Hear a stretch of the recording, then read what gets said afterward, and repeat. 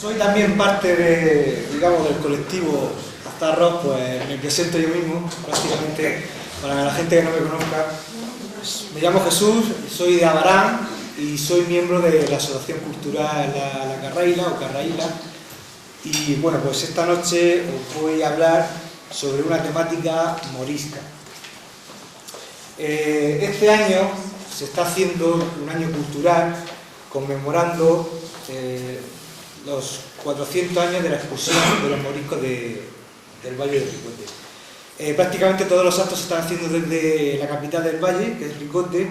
Se ha creado una comisión en la que la Asociación Cultural pues, está participando y estamos pues eso, conmemorando, que no celebrando, lo que es la expulsión de los moriscos de esta tierra. ¿Qué son los moriscos? Para los que no lo sepan, pues fueron los últimos herederos de la cultura andalusí, de la cultura musulmana, pues que habitó esta tierra desde el año 711 hasta pues, el año 1613, en el que prácticamente fueron expulsados más de la mitad de la población que residía aquí en el Valle de Ricote. A ellos le debemos, pues, su mayor legado es sin duda sus huertas, pues, que permitieron pues que la gente pudiera vivir hasta prácticamente el siglo XX. Es decir, las huertas que actualmente que han llegado hasta el siglo XX proceden de la época andalusí, mantenidas también en el periodo mudéjar y en el periodo morisco. Bueno, pues aquí tenéis una página web, un blog, que es Valle de Ricote 1613, para todos aquellos que estén interesados pues, en ver lo que ya se ha hecho en los distintos municipios, así como las futuras actividades que se van a hacer. Por ejemplo, este mismo lunes, martes y miércoles tenemos unas jornadas internacionales sobre historiografía morisca en diversos municipios. Aquí creo que estaremos el martes por la tarde y nosotros en La Carraíla estaremos el lunes por la tarde en Ojos, hablando de la huerta también del periodo morisco, ya con todas las conclusiones, porque en esta noche os voy a hablar solamente de la huerta de Abarán y la huerta de Darrá, ya que mañana tendremos una ruta guiada, que saldremos a las 9:30 de la Plaza Vieja para poner un poco en práctica pues, la teoría que les voy a decir esta noche. Bueno, una de las líneas de investigación que he tenido ha sido la aproximación de las huertas en el periodo musulmán, ¿vale? En el periodo de los moros, antes de la ocupación castellana en el 1243.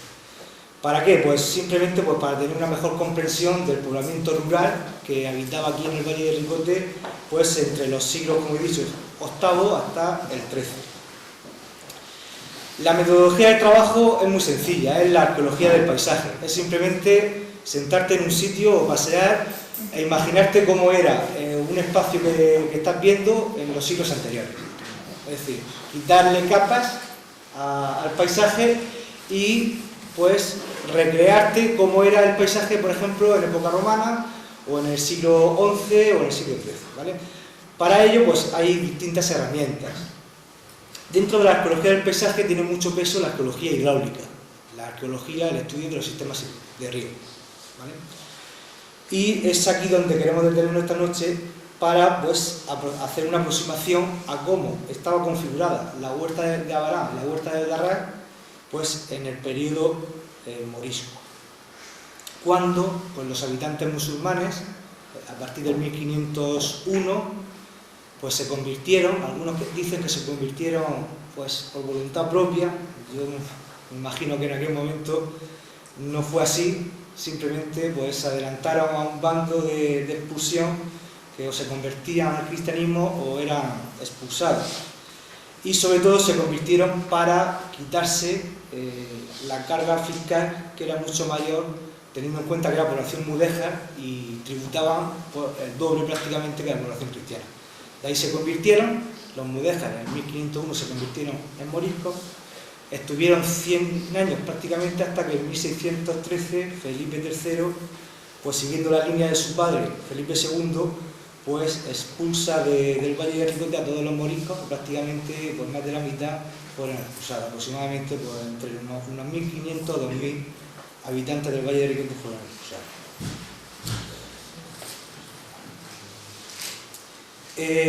Voy a hacer un poco, pero muy leve, una pequeña síntesis teórica, pero que quiero que entendáis para comprender mejor por qué son importantes las huertas en un pueblo.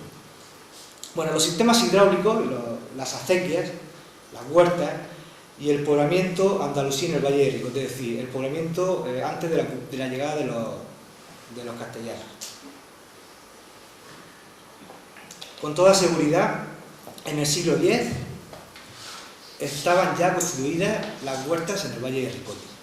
Hay un texto que podéis leer, no sé si lo leo, está un poco pequeño, de un autor árabe del siglo XI que emana de una fuente del siglo X que dice que el río Segura, llamado por entonces Tudmir, es un río que encajona en las montañas en un lugar conocido como Ricote, a una distancia de 18 millas de Murcia, de tal modo que allí el hombre puede detener su curso. Es decir, que el hombre pueda detener el curso del río hay que interpretarlo como que el hombre ha hecho una presa de derivación para crear una acequia, para crear una huerta. Es decir, sin hacer alusión directa a la creación, a la existencia de huertas, al-Bakri o al-Razi en el siglo X o XI, con este fragmento nos dice que ya en el siglo X las huertas del Valle de Ricote ya estaban presentes.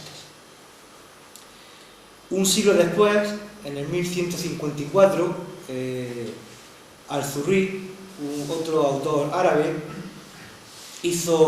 recorrió y describió el curso alto del río Segura hasta la fuente del Borbotón, en el salto de los Almadenes, donde está ahora mismo el Borbotón, que ya prácticamente no se aprecia. Y nos dice que desde esta fuente se suceden sin interrupción los lugares habitados a una y otra margen del río hasta Murcia. Es decir, nos está diciendo que hubo poblamiento, pequeñas alquerías, aldeas rurales, desde la salida del cañón de los Almadenes hasta Murcia, prácticamente a ambos lados del río, es decir, de Cieza, Valle de Ricote y Vega Media, hasta Murcia. Viene a confirmar que los sistemas hidráulicos ya en el siglo X estaban. La arqueología y la toponimia, es decir, el estudio de los nombres del lugar, pues avalan, ¿no?, esta realidad. E incluso las últimas intervenciones arqueológicas llevadas a cabo en el Valle de Ricote confirman que no solo estaban presentes en el siglo X, sino con anterioridad. Por ejemplo, la acequia de Archena, que se excavó un tramo de 70 metros en el balneario, está datada con anterioridad al siglo X. No se sabe, pero antes del siglo X estaba. Y sobre todo el arqueólogo Arnal Puy, que es catalán, que está llevando a cabo una investigación en el Valle de Ricote, más centrado en la zona de la huerta de Ricote, pues está haciendo catas, está haciendo agujeros con carbono 14, pues datar el momento en el que surgió la huerta de Ricote, y la primitiva huerta de Ricote está datada en el siglo VIII. Es decir, en el mismo momento, en el mismo siglo en el que llegaron los árabes y bereberes a la península ibérica. Bueno, ¿por qué traen los árabes y los bereberes las huertas, los sistemas hidráulicos? Simplemente porque introducen una nueva tipología de producción. Introducen especies vegetales de climas tropicales y subtropicales, es decir, de climas monzónicos, como el limón, la naranja y la lima. ¿Qué es lo que pasa? En aquellos sitios de donde proceden, en los climas tropicales tienen el calor y la humedad. Aquí tenemos el calor, nos falta la humedad. Y la humedad se consigue con la creación de los sistemas hidráulicos. Tenemos los recursos, tenemos el río, pues vamos a derivar agua del río para crear esa humedad y que estas especies, que era la base de su economía, pues se pudieran cultivar. En un segundo plano, pues quedará lo que es la explotación de la criada mediterránea, pues el cultivo propio de la sociedad hispanogoda, basada en el cultivo del cereal, de la vid y del olivo. E incluso se anulará, con la creación de los sistemas hidráulicos, se anulará el sistema que hemos denominado nilótico, que es el aprovechamiento de las márgenes de los ríos tras las crecidas. Cuando viene una crecida se depositan los limos, que son nutrientes, y cuando ya baja el agua se aprovecha para cultivar. Eso se daba en el río Segura hasta la llegada de los musulmanes. Con la llegada de los musulmanes ese sistema cambia a las huertas que hoy día conocemos. Bueno, pues estos nuevos espacios agrarios serán diseñados por personas con fuerte cohesión genealógica, es decir, por tribus árabes y bereberes. La prueba la tenemos en estos dos ejemplos que vamos a ver. La alquería de Abará procede con casi toda seguridad de la tribu de los Jáwara, y la alquería de Darra procede de los Banu Darra. Son linajes procedentes del norte de África, que se establecieron aquí en la península ibérica a partir de la conquista, en el siglo VIII.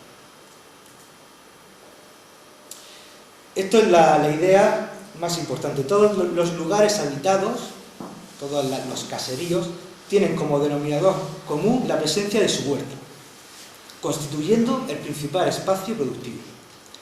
Será el primer condicionante, es decir, primero se crea la huerta, después se elige el lugar del caserío y a partir de ahí se diseña todo el espacio agrario. La zona de secano, la zona por donde van los caminos, la zona de las eras, la zona de explotación ganadera. Es decir, no se crea primero las casas y después la huerta, no.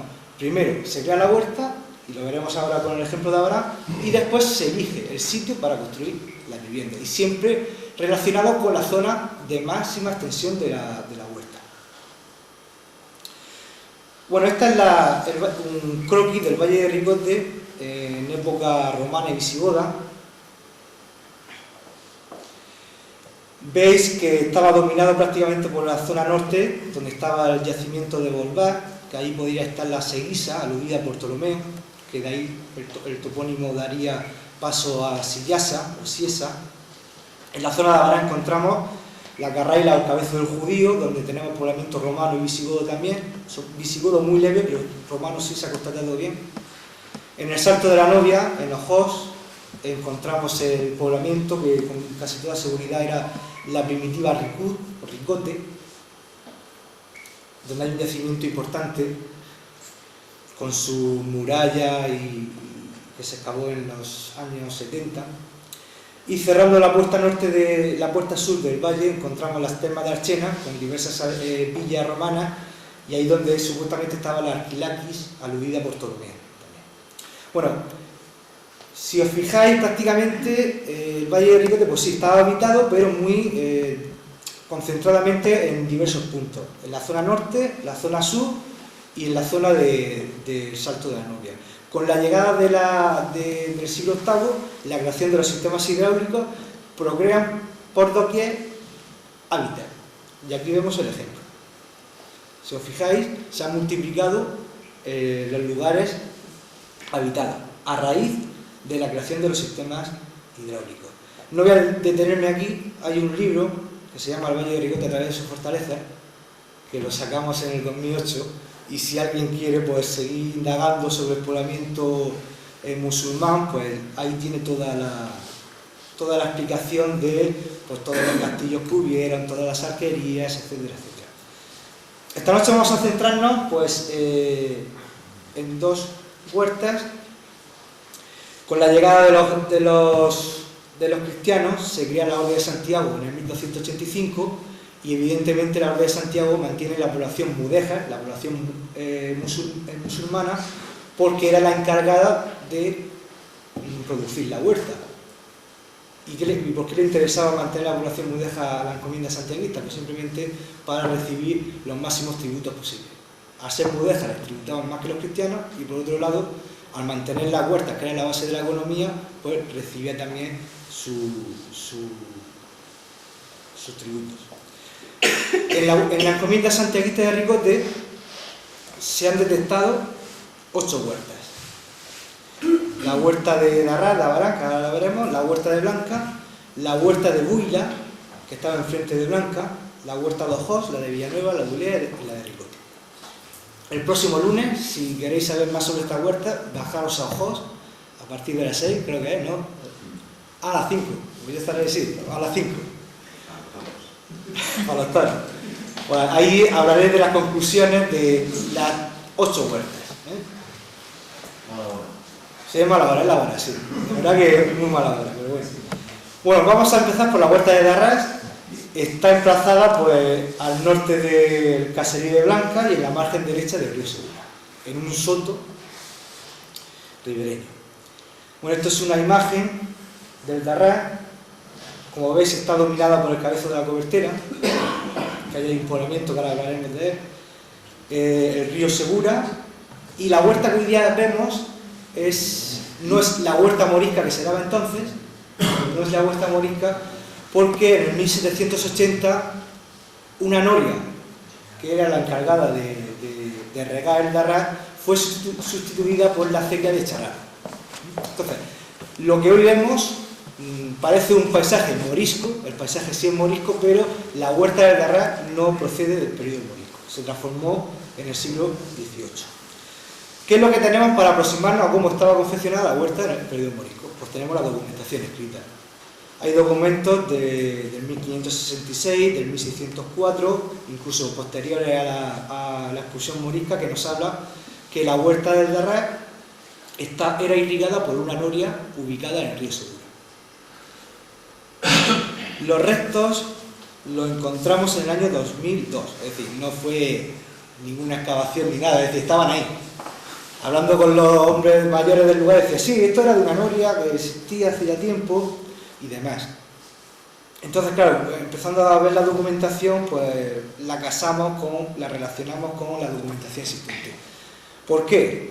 Pues un acueducto tiene unos 6 metros visibles, seguramente sería más alta, por unos 15 metros de longitud, con su canal de recogida del agua. Y sabemos que era anterior a la acequia Charrara simplemente porque está ubicada aguas abajo de la acequia Charrara. No sé si me entendéis. Es decir, se riega por gravedad. Si una noria está ubicada aguas abajo de la acequia Charrara, quiere decir que es anterior. Esta la visitaremos mañana. Aquí también hicimos una reconstrucción de cómo, hipotética, de cómo sería la noria fluvial. Bueno, vamos a ver cómo se aplica la arqueología hidráulica. Es un ejemplo. Lo que he marcado, ahí está la noria fluvial, que tenía un azud, una presa de derivación, el agua iba por un canal, por una acequia, y ese agua se conducía hacia la noria. Pues la noria, como la baranera, le daba el agua, y después el canal, la acequia no continuaba, sino que regresaba de nuevo al río Segura. Bueno, gracias a que se ha conservado el acueducto que hemos visto, se sabe que la noria elevaba el agua a 155 metros sobre el nivel del mar. Es decir, sabemos la cota. Con eso podemos saber cuál era la extensión que regaba esta noria. Tanto para el paraje del Darrás, como se documenta en el 1604 y 1566, como el paraje de Corona, que así se llamaba Cañada Hidalgo, antes se llamaba Corona, como un topónimo que al principio no nos sonaba porque se había perdido, era el topónimo Algualeja, y que gracias al significado lo hemos podido emplazar en la zona norte donde estaba la noria. Y os explico un poco. El topónimo árabe Algualeja o Algualaja viene a significar lengua llena de tierra rodeada por un meandro del río. Es decir, nada más que ver la fotografía aérea para ver que el topónimo Algualeja hacía alusión a lo que posteriormente se llamó el Soto, o Soto Damián, donde está la central hidroeléctrica de Nicolás. Por lo tanto, tenemos ya, gracias a la documentación, gracias a los restos físicos de la noria, hemos pues reconstruido de manera muy aproximada cómo estaba confeccionada la huerta del Darrás en el periodo morisco. En total regaba unas 242 taullas, que es una cifra considerable de taullas. La acequia de Abarán, creo que estaba en torno a las 200, también muy similar. O sea, que lo que pasa es que la diferencia es que era una noria que elevaba menos aportes hídricos en relación con una acequia madre. Y eso es muy significativo y se ve aquí. Esta es la distribución porcentual de los cultivos en la huerta de Darra según el catastro de la Ensenada. Como decir que el catastro de la Ensenada, la parte de la huerta de Darra de Abarán lo consideraba de regadío y la parte de la huerta de Darra de Blanca lo consideraba de secano. Pero si ves los lindes, lindaban con una acequia. Es curioso que se consideró de secano terrenos que eran de regadío. ¿Veis el porcentaje? La mayor porcentaje de cultivo era de larodío, era de cereal, debido a eso, debido a que había escasos aportes hídricos y no se podría, por ejemplo, cultivar los agrios como los naranjos o los limoneros.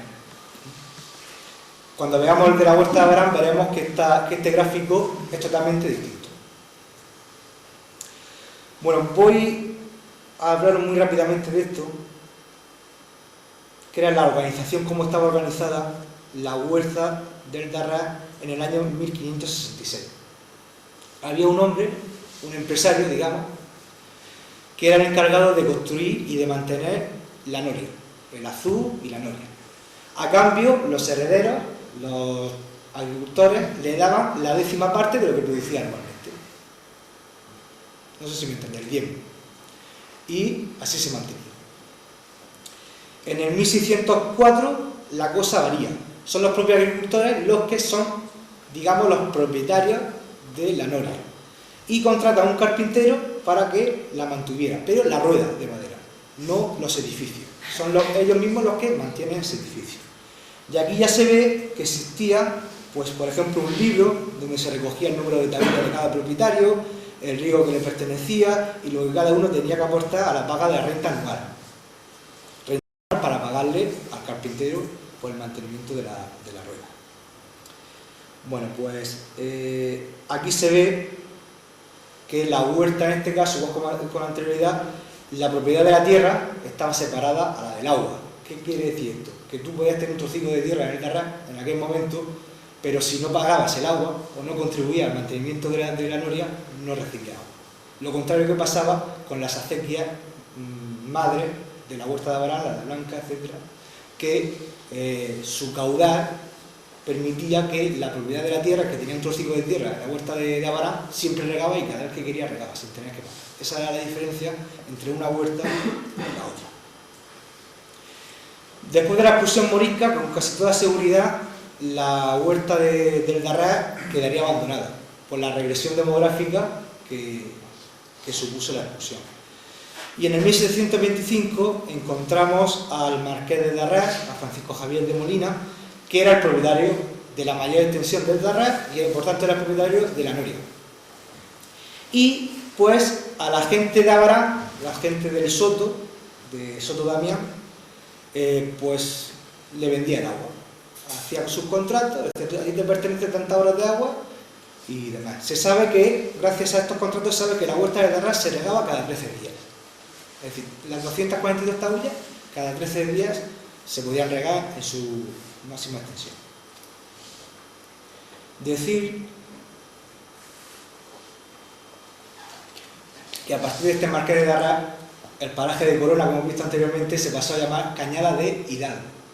El Hidalgo, el único Hidalgo que había luego en el Valle de Ricote, que era este Francisco Javier de Molina. La llegada del agua de la acequia Charrara en el 1780 pues anuló la noria y con ella pues anuló una urbanización que procedía del periodo morisco. A partir de ahora sí, la propiedad de la tierra estará unida a la del agua.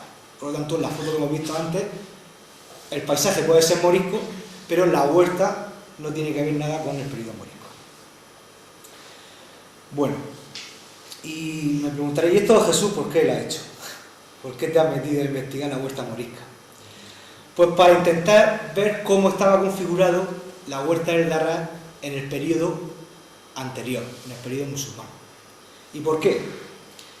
Pues porque hemos transformado, porque en la cima del Cabezo de la Cobertera, que mañana iremos a ver, se conservan los restos de un granero fortificado, de un sitio donde se guardaba el grano, y pertenecía a una alquería que se documenta en el 1244 y en el 1304.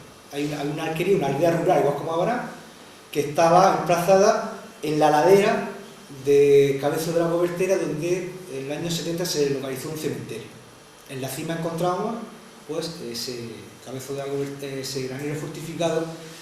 Aquí tenemos el cabezo, en el centro encontramos la planta de la estructura que se excavaron, que mañana la veremos, y en la foto de la derecha pues vemos una imagen del yacimiento recién excavado que poco tiene que ver con lo que vamos a ver mañana, porque realmente han pasado ya 30 años desde que se excavó y está en situación lamentable.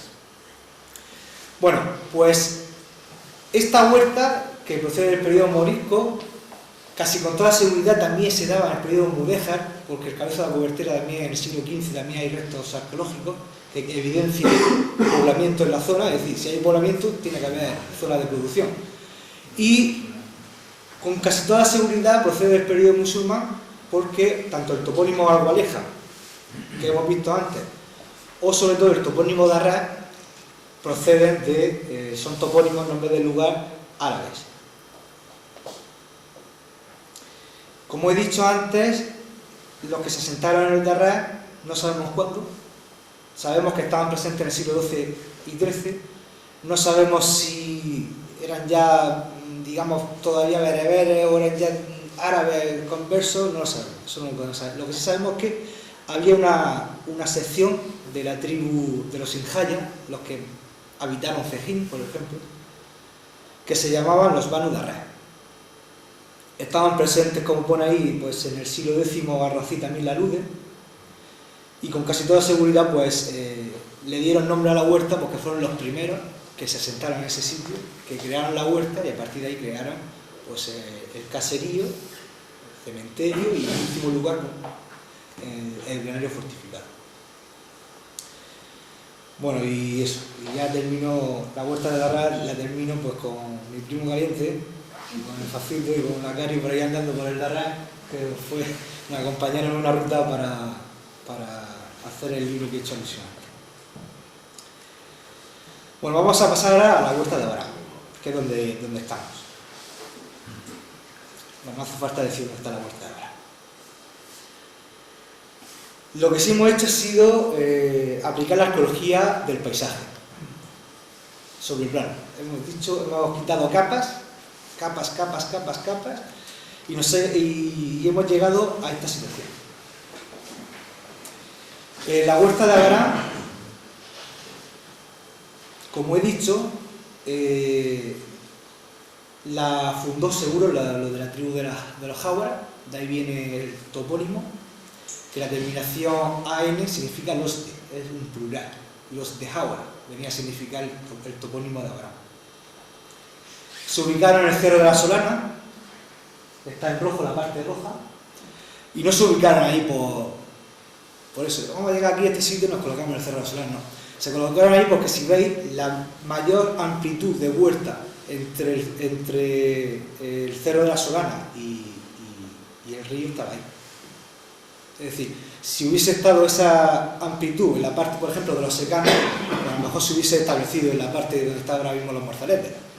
Pero se establecieron ahí porque era un punto elevado fácilmente defendible y controlaban la mayor parte de su vida, que era la producción de la huerta.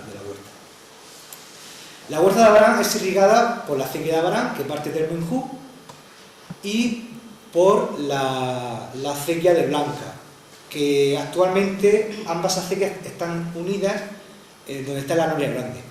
Pero hasta el año 1807 la acequia de Blanca pues tenía su propia presa. Lo que pasa es que la encomienda hubo una crecida, la encomienda dijo que para economizar los gastos ambas acequias iban a estar unidas, ensanchando el primer tramo de la acequia de Abraham por la parte de la vía de Don García. Bueno, antes de pasar, si veis la parte amarilla que se ha conservado el topónimo de los secanos, hace alusión en la parte donde está el centro medio, debajo de la ermita, de esa parte, los secanos. Hacía alusión a que era una zona pues, donde no podía pasar la acequia, ninguna de las dos acequias, y que era destinada al cultivo del secano, del cereal. Lo que pasa es que según el empuje demográfico, según iba creciendo la población, era el sitio más idóneo para construir norias y para que ese espacio fuera poco a poco convirtiéndose en regadío. E incluso en el siglo XVIII se documentan dos aceñas, la aceña de arriba y la aceña de abajo, y en el catastro de Marqués de Ensenada se podían irrigar en los secanos unas 44 taúdes. Bien, y por último la configuración del espacio agrario. Hemos visto primero la huerta, después las casas, el espacio de secano, pues ya los caminos, que como veis, los caminos que van en negro prácticamente no se meten en la huerta, y el principal camino era el que iba desde el Cerro de la Solana hasta Blanca, el actual camino del Molino de la Encomienda, que mañana pues también lo seguiremos en parte. Bueno, pues la acequia ya estaba presente, como sabéis, en el año 1483 vinieron 19 familias a repoblar Abarán, a repoblar, no a fundar, es decir, Abarán ya estaba. Lo que pasa es que el siglo XV, pues la segunda mitad fue muy inestable políticamente, y como los mudéjares estaban hartos de pagar muchos tributos, cuando vienen los granadinos se marchaban con ellos. ¿Qué es lo que pasa? En el 1477 Cieza es asolada por una cabalgada de granadinos, y con todos los moros que vienen de Granada, del Reino de Granada, se van la inmensa mayoría de la población del Valle de Ricote. ¿Qué es lo que pasa? El comendador dice: no puedo tener una zona despoblada y necesito gente que vuelva a producir. ¿Para qué? Pero por interés económico prácticamente, no por otra cosa.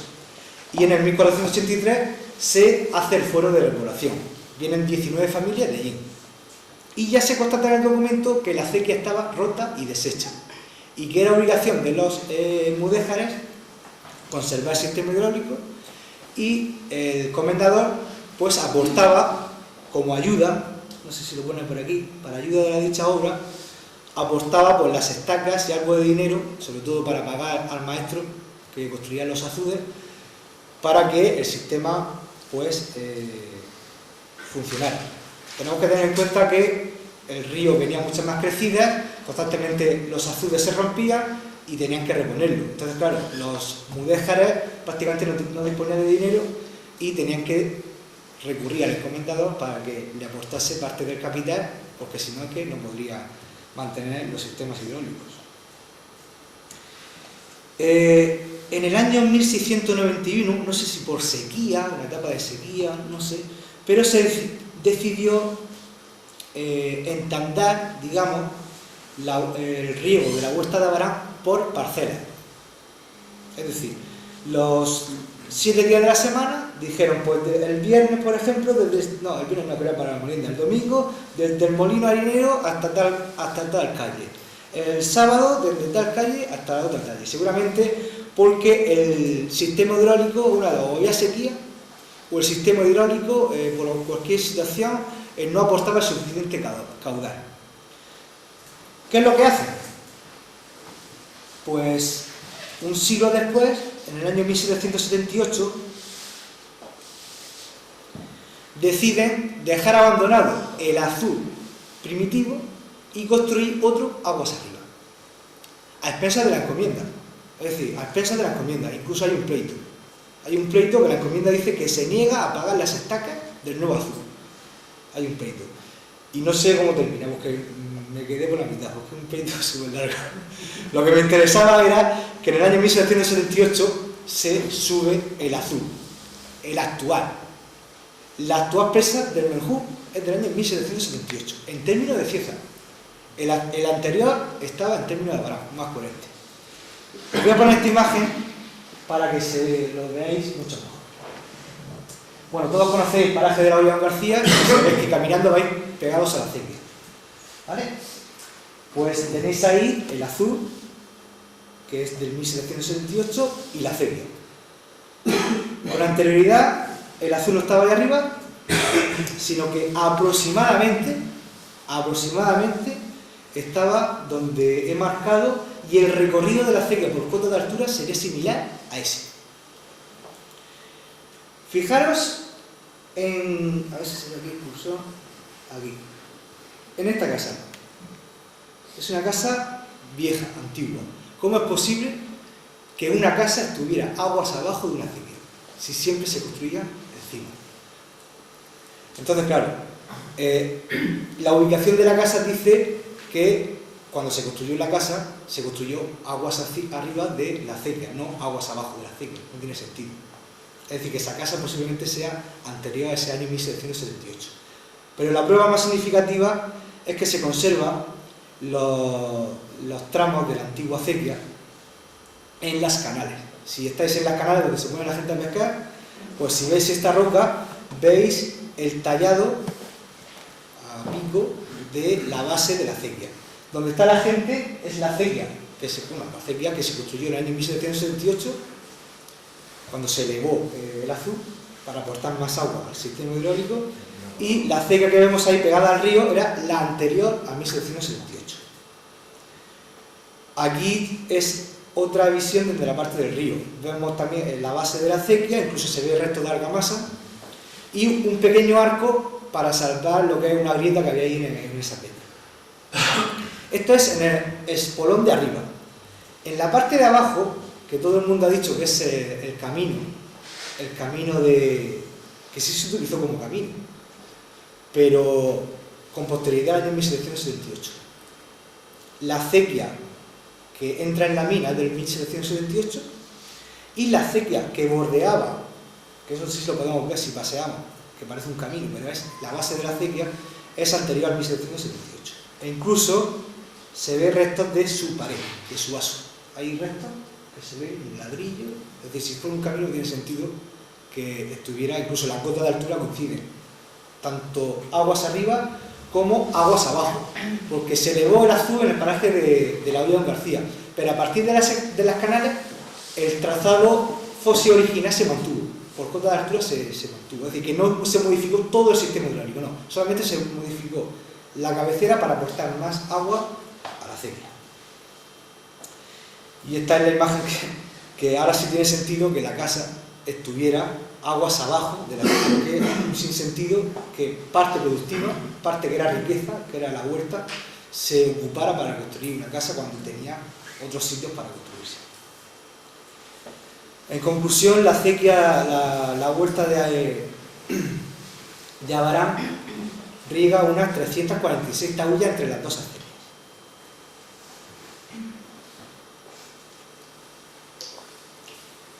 Si vemos la evolución demográfica en el periodo morisco, desde el 1483, cuando lleguen las 19 familias, pues les pertenecían 18 taullas cada una, si hacemos la media. Es decir, terreno más que suficiente para poder vivir. Seguramente, wow, ni de coña utilicé tanta extensión. Y ya en el periodo morisco, vemos ya hay una estabilidad, el reino de Granada ya no existe, se introduce la producción de la morera sobre todo, hay estabilidad y la población pues empieza a crecer. Y cuando va creciendo la población, pues digamos la media va bajando evidentemente. Esto es una media, no tenemos datos fiables de a cuántas taullas le pertenecía a cada vecino. Esto se hace para tener una idea. Lo curioso es que en el año 1610 Abarán llega a ser la segunda población más poblada del Valle de Ricote, por debajo de Blanca y por encima de Ricote. Ricote en el periodo mudéjar había sido la población más habitada. ¿Qué es lo que pasa en Ricote? ¿Qué es lo que pasa en Ricote? Porque primero tiene menos aportes hídricos. El Ricote es una huerta que se riega con manantial. Y no sé, realmente he hecho la pregunta por si alguno del público me quiere echar la mano. Pero no lo sé, bueno, la realidad son los datos. Ricote, desde el 1530 hasta el 1610, la población se mantiene en 100 vecinos. Para que os hagáis una idea, aproximadamente 100 vecinos. 100 vecinos, 100 casas, 100 cabezas de familia. Abarán, del 1530 tenía 60 y pasa a 171. Incluso Blanca se multiplica la población. Eso el lunes lo explicaré por qué. El lunes ya. Bueno, ¿por qué Abarán, con una extensión, digamos, modesta del terreno, consigue una población de 171 vecinos, 171 casas. Imaginaos, Ulea, por ejemplo, tenía 600 taullas y la población creo que era de 60 vecinos. ¿Por qué? Pues lo encontramos en que la encomienda apostó porque la gente viniera a poblar Abarán, y apostó por la creación primero del molino harinero en el año 1515, y se cita en el documento, se dice que porque los vecinos de Abarán se iban a moler a Cieza en el 1507, y el comendador dijo: no, esto se tiene que quedar aquí, para que tuviera molienda aquí en Abarán, y lo pone textualmente, para que el lugar se poblara y nosotros nos beneficiáramos en los ingresos. En el 1604, gracias a un documento que cita José María García, sabemos que Abarán contaba como mínimo de 3 molinos. Estaban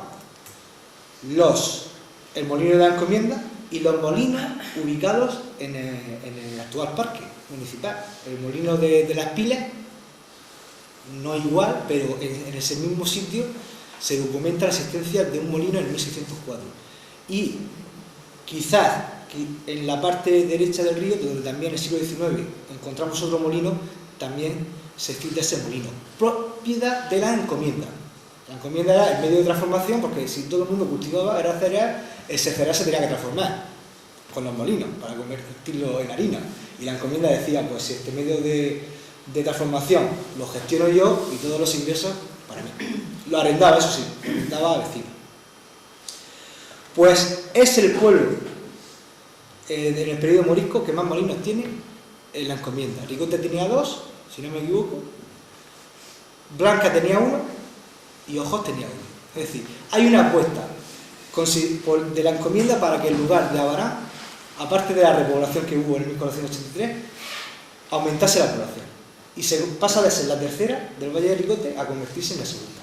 Por encima estaría Blanca.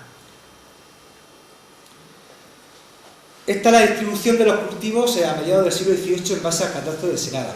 Como veis, en la huerta del Garraf el 70% era del labradillo, del secano, del cereal. Aquí era el 20%. Y los limoneros, que había que incluir a los naranjos, a los agrios, constituía un tercio. El otro tercio era de cultivo de la morera, para la cría del gusano de la seda. Es decir, la morera para comercialización y los limoneros para la comercialización a través de la arriería, ¿no? Siempre se ha dicho que la Abarán era siempre un buen arriero, ¿no? Pues viene ya también del periodo morisco. Este gráfico, pues se ve claramente que hay unos aportes hídricos considerables en relación a la huerta del Garraf, que eran más escasos. Y aquí vemos pues a un hombre paseando por la acequia de Abarán. Esto está en el paraje de la Alcantarilla, dirección donde está entre el parque municipal hacia la Noria, no por la orilla del río, sino siguiendo la acequia. Y ya para terminar, la huerta, como era la riqueza, estaba protegida. No se conservan las ordenanzas de ningún pueblo salvo en el periodo morisco, salvo el de Blanca. Este es un documento también que transcrito por José María García. Y Blanca, en el año 1592, antes de la expulsión, pues decide regular las actividades en el ámbito de su término municipal, tanto en las huertas como en los montes. Para que hagáis una idea, de las 33 ordenanzas que hay, 19 hacen alusión al uso de la huerta, para que veáis la importancia de la huerta en el periodo morisco. Bueno, pues prácticamente ha variado poco. Esto se conserva en la actualidad. Nadie podía quebrantar el repartimiento del agua. La persona que guiaba el agua, el ciclero, podía entrar en los huertos cercados. Esto es una cosa delicada, porque los huertos cercados eran como sagrados.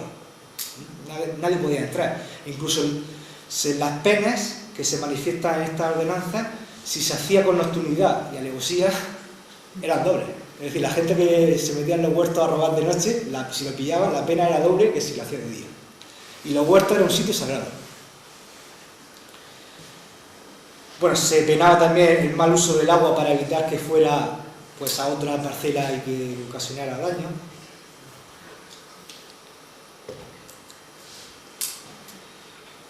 esta se aprecia, la ordenanza de Blanca dice: se ordenó que ninguna persona pudiera cortar el agua de una acequia madre. Es que como la cabecera de la acequia de Blanca pasaba por la huerta de Abraham, claro, había siempre enfrentamientos. Y cuando los de Abraham se ponían flamencos, le cortaban el grifo a los de Blanca. Y incluso los de Blanca subían ahora con escopetes, se formaba ¿no? Pero ¿qué suponía? Cortarle el grifo era cortarle la molienda y cortarle la producción. Era una cosa seria, ¿eh? Pues por eso en la ordenanza de Blanca ponía que en el paraje del Pinar, de donde está el molino, dice que ninguna persona sea osada cortarle el agua de la acequia madre de esta villa. Se manifiestan no solo en la ordenanza, sino en los documentos, pues la especie cultivada, pues cereal, en la huerta, cereal, era la base de la economía. Los olivos, las moreras, las viñas, los parrales, sobre todo la importancia de las pasas. Las pasas se comercializaban en el periodo morisco. O árboles frutales como los agrios también se comercializaban, los limones, naranjas, otros, perales, albaricoqueros, higueras, cerezos, granados, algarrobos y también evidentemente las hortalizas, alcanciles, alfalfas. Bueno, la huerta estaba muy protegida hasta tal punto que el ganado evidentemente no podía entrar y ningún animal, salvo que fuera a comerse pues las huertas que estuvieran, digamos, llanas, perdidas, ¿no? Ahí sí, y con consentimiento del dueño, y siempre que estuvieran pues atados o controlados. Los perros podían ir acompañados de los dueños, aunque tenían que llevar gancho desde el 1 de julio hasta el último día de septiembre, donde había uvas maduras y cuando se cogen los higos, que se especifica entre comillas. Como he dicho, el ganado no podía entrar, para que no se comieran los productos y sobre todo para proteger las acequias, para que no destruyeran los quijeros de las acequias. Se penaba el robo, evidentemente, de productos cultivados, el arranque o el corte de árboles y la extracción de leña ajena, quedando vedado el acceso a los huertos cercados, como hemos dicho. No se podía atravesar los sembrados y estaba permitido, también hace alusión la ordenanza al uso no solo de la huerta sino de los montes, y estaba permitido el corte de los árboles de las montañas, de los montes, para confeccionar por los parrales o otros aprovechamientos agrícolas. Bueno, pues nada, si hay alguna pregunta y si no, pues muchas gracias por vuestra atención.